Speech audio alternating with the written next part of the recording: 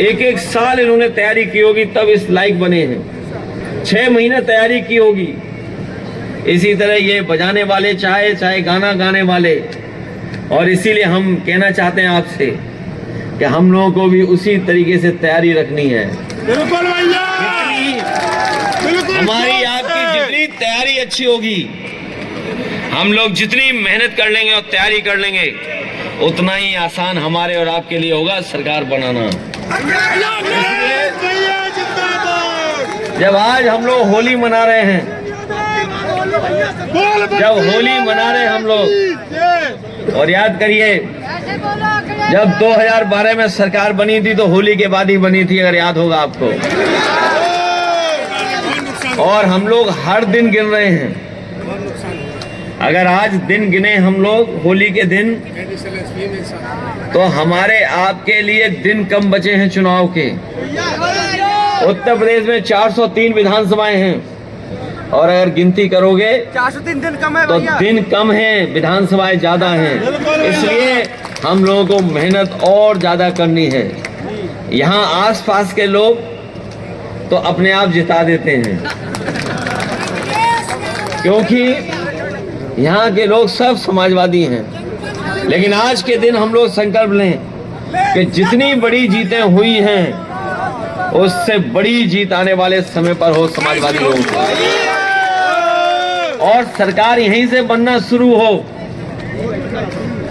सरकार यहीं से बनना शुरू हो। हमारे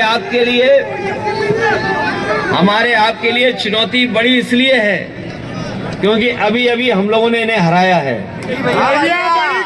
याद रखना आप लोग, हम लोगों ने उन्हें हरा लिया, इसलिए हमारी आपकी चुनौती बड़ी है। हाँ भैया, वो कैसे हारे हैं वो जान गए हैं। इसलिए अब हम लोगों को बहुत तैयारी के साथ और पीडीए की ताकत के साथ हम लोगों को एकजुट होकर के इनको दोबारा हराने का काम करना है। और ये पीडीए का नारा तो ऐसा है कि हर जगह फिट हो जाता है। पीडीए के नारे से हर व्यक्ति जुड़ा हुआ है। कई बार लोग सवाल पूछते हैं कि बताइए समाजवादी पार्टी के लोग शंकराचार्य जी के साथ क्यों खड़े हैं।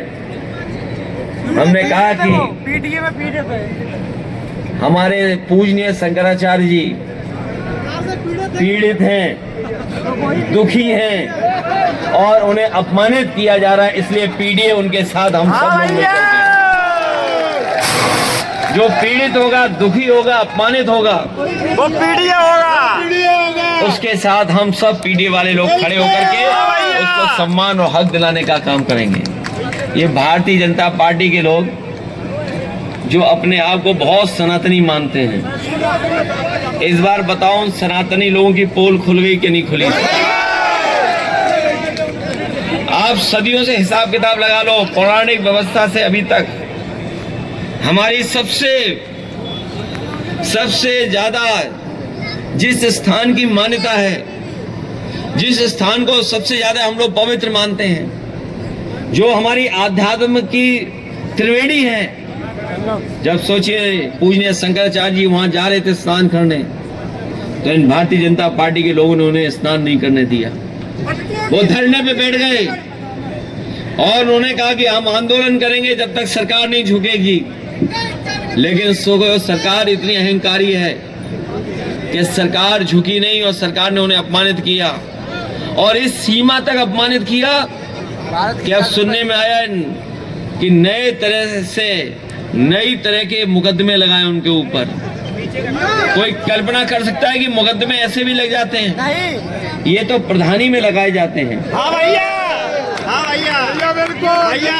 ये कई बार लोग प्रधानी में इस तरह की साजिश करते हैं मुकदमा लगवाने की।